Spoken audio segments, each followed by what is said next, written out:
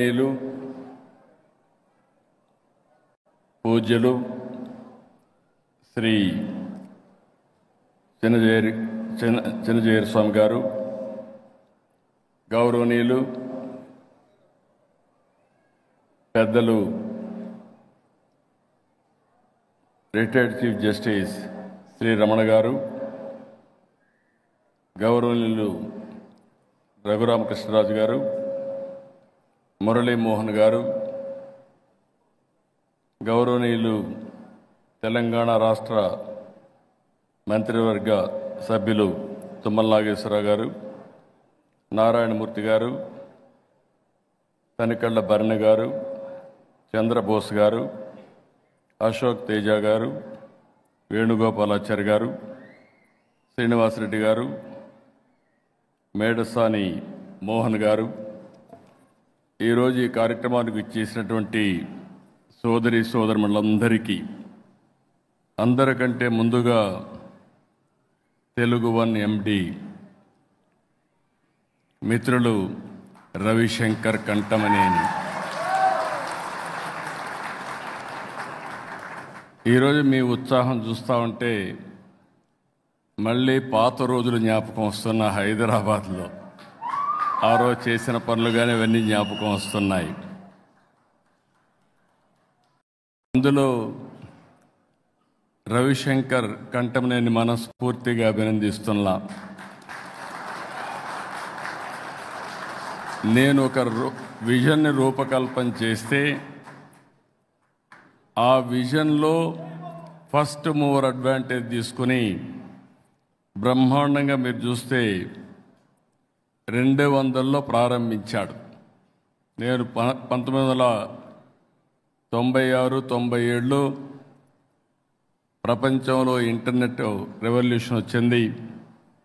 ఆ ఇంటర్నెట్ రెవల్యూషన్ని అడ్వాంటేజ్గా తీసుకోవాలని ఐటీని ప్రమోట్ చేస్తే నేను ఆ సమయంలోనే ఐటెక్ సిటీ పెట్టి ఐటీని ప్రమోట్ చేశాను. ఈరోజు ఇక్కడ ఉండే వాళ్ళందరూ కూడా ఐటీ చేసి ఇటీవల ఒకసారి అనిపిస్తుంది, నేను కష్టాల్లో ఉన్నప్పుడు, నేను జైల్లో ఉన్నప్పుడు మీరు పోరాడిన విధానం నా జీవితంలో ఎప్పుడూ మర్చిపోలేను.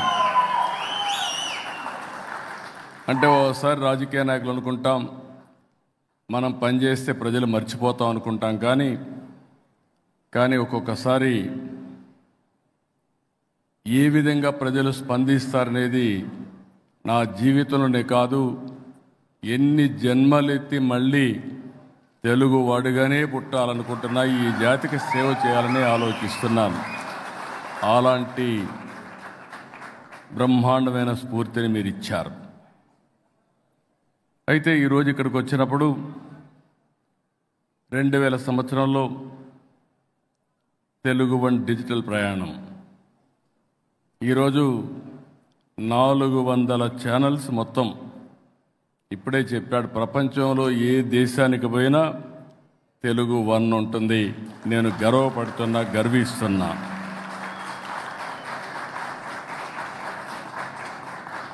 ఈరోజు మనం చూసినప్పుడు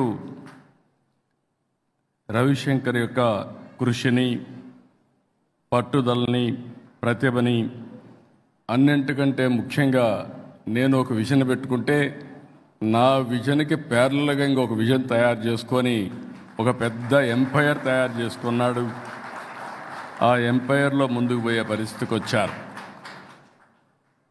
ఒకప్పుడు నేను చూసేవాడిని, న్యూస్ పేపర్స్ కూడా వచ్చేటి కాదు గ్రామాల్లో, ఒక్క ఆకాశవాణి ఉండేది.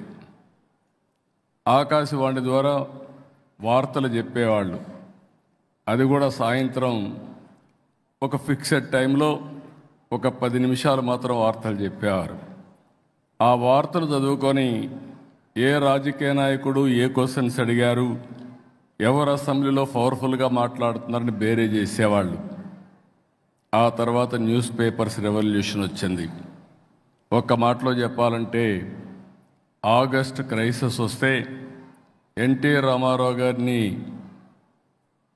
మెజారిటీ ఉన్న అప్రజాస్వామికంగా పదవిని తీసేస్తే ఒక ఈనాడు చూపించిన చొరవ 30 రోజుల్లో మళ్ళీ ఎన్టీ రామారావు గారు ముఖ్యమంత్రిగా ప్రమాణం చేసే పరిస్థితికి వచ్చారు. ఆ తర్వాత మీరు చూస్తే ఎలక్ట్రానిక్ మీడియా వచ్చింది. అప్పుడప్పుడే మెచ్యూరిటీ వచ్చింది. ఎలక్ట్రానిక్ మీడియా వస్తే ఓసారి అనిపిస్తుంది 2003 అలిపేరు దగ్గర నా మీద తీవ్రవాదులు అటాక్ చేసినప్పుడు ఒక్క జెమినీ టీవీ ఉంది. ఈరోజు చూస్తే ఎన్ని ఛానల్స్ ఉన్నాయో లెక్కేసుకోవాలంటే దానికి గంటల తరబడి లెక్కేసుకునే పరిస్థితికి వచ్చింది. అన్ని ఛానల్స్ వచ్చాయి. ఆ తర్వాత మీరు చూస్తే రవిశంకర్ లాంటి వ్యక్తులు ఇంటర్నెట్ ఆధారంగా తీసుకుని అనేక ఛానల్స్ని ప్రమోట్ చేశారు. ఈరోజు ఒక మాటలో చెప్పాలంటే ప్రతి ఒక్కరూ ఒక ఛానల్ పెట్టుకోవచ్చు, సోషల్ మీడియా ఛానల్. మీకు ఇంటికాడనే కూర్చొని మంచి ఛానల్స్ పెట్టుకుంటే మీరు పాజిటివ్గా కన్స్ట్రక్టివ్గా న్యూస్ ఇవ్వగలిగితే మీకు కాలక్షేపమే కాకుండా మంచి ఆదాయాన్ని సంపాదించే విధంగా మీరు ముందుకు పోయే పరిస్థితి వస్తూ ఉంది. ఇది వినూత్నమైన మార్పు అని చెప్పి కూడా నేను మీకు తెలియజేస్తున్నా. అయితే ఏదైనా ఈరోజు మీరు చూస్తే రవిశంకర్ గారిని చూసి మనం నేర్చుకోవాల్సింది విజ్ఞానం, వినోదం, ఆరోగ్యం, అదే మరి స్పిరిచువాలిటీ. ఏది చూసినా అందిపుచ్చుకున్నారు. అలాంటి వినూత్నమైన కార్యక్రమాలతో ముందుకు పోతున్నారు. ఈరోజు మీరు చూస్తే ఒక్కొక్కసారి న్యూస్ పేపర్ సర్క్యులేషన్స్ ఉంటాయి. శాటిలైట్ ఛానల్స్కు టీఆర్పీ రేటింగ్ ఉంటుంది. యూట్యూబ్ ఛానల్స్కి అన్నిటికీ వ్యూస్ ఉంటాయి, సబ్స్క్రైబర్స్ ఉంటారు.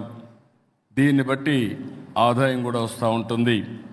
ఈరోజు మీరు చూస్తే వీరిని చూసినప్పుడు 55 బిలియన్ వ్యూస్ వస్తున్నాయి.